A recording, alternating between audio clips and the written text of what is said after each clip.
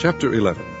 Now a certain man was sick, named Lazarus, of Bethany, the town of Mary and her sister Martha. It was that Mary which anointed the Lord with ointment, and wiped his feet with her hair, whose brother Lazarus was sick. Therefore his sisters sent unto him, saying, Lord, behold, he whom thou lovest is sick. When Jesus heard that, he said, This sickness is not unto death, but for the glory of God, that the Son of God might be glorified thereby. Now Jesus loved Martha, and her sister, and Lazarus. When he had heard therefore that he was sick, he abode 2 days still in the same place where he was. Then after that saith he to his disciples, Let us go into Judea again. His disciples say unto him, Master, the Jews of late sought to stone thee, and goest thou thither again? Jesus answered, Are there not 12 hours in the day? If any man walk in the day, he stumbleth not, because he seeth the light of this world. But if a man walk in the night, he stumbleth, because there is no light in him. These things said he, and after that he saith unto them, Our friend Lazarus sleepeth, but I go that I may awake him out of sleep.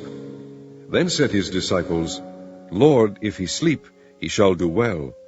Howbeit Jesus spake of his death, but they thought that he had spoken of taking of rest in sleep.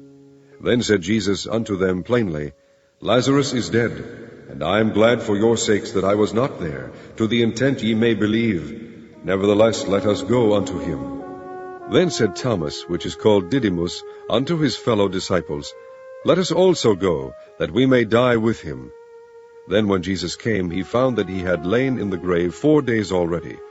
Now Bethany was nigh unto Jerusalem, about 15 furlongs off, and many of the Jews came to Martha and Mary to comfort them concerning their brother. Then Martha, as soon as she heard that Jesus was coming, went and met him, but Mary sat still in the house. Then said Martha unto Jesus, Lord, if thou hadst been here, my brother had not died. But I know that even now, whatsoever thou wilt ask of God, God will give it thee. Jesus saith unto her, Thy brother shall rise again. Martha saith unto him, I know that he shall rise again in the resurrection at the last day. Jesus said unto her, I am the resurrection and the life. He that believeth in me, though he were dead, yet shall he live. And whosoever liveth and believeth in me shall never die. Believest thou this? She saith unto him, Yea, Lord, I believe that thou art the Christ, the Son of God, which should come into the world. And when she had so said, she went her way, and called Mary her sister secretly, saying, The Master is come, and calleth for thee. As soon as she heard that, she arose quickly and came unto him. Now Jesus was not yet come into the town, but was in that place where Martha met him. The Jews then which were with her in the house, and comforted her, when they saw Mary, that she rose up hastily and went out, followed her, saying, She goeth unto the grave to weep there. Then when Mary was come where Jesus was, and saw him, she fell down at his feet, saying unto him, Lord, if thou hadst been here, my brother had not died. When Jesus therefore saw her weeping, and the Jews also weeping which came with her, he groaned in the spirit, and was troubled, and said, Where have ye laid him? They said unto him, Lord, come and see. Jesus wept.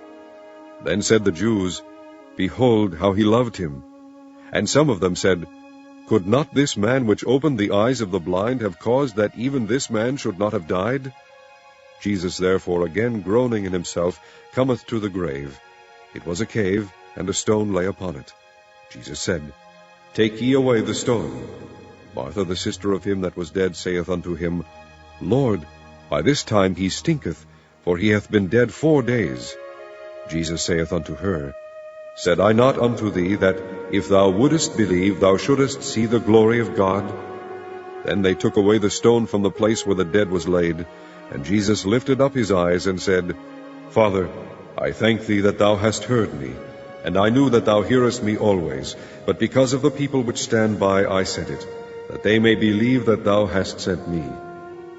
And when he thus had spoken, he cried with a loud voice, Lazarus, come forth. And he that was dead came forth, bound hand and foot with grave clothes, and his face was bound about with a napkin.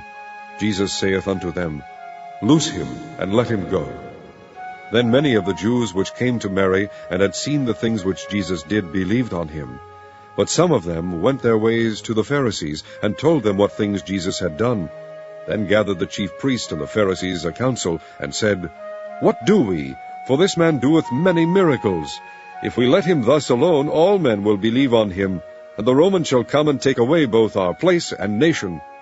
And one of them, named Caiaphas, being the high priest that same year, said unto them, Ye know nothing at all, nor consider that it is expedient for us that one man should die for the people, and that the whole nation perish not.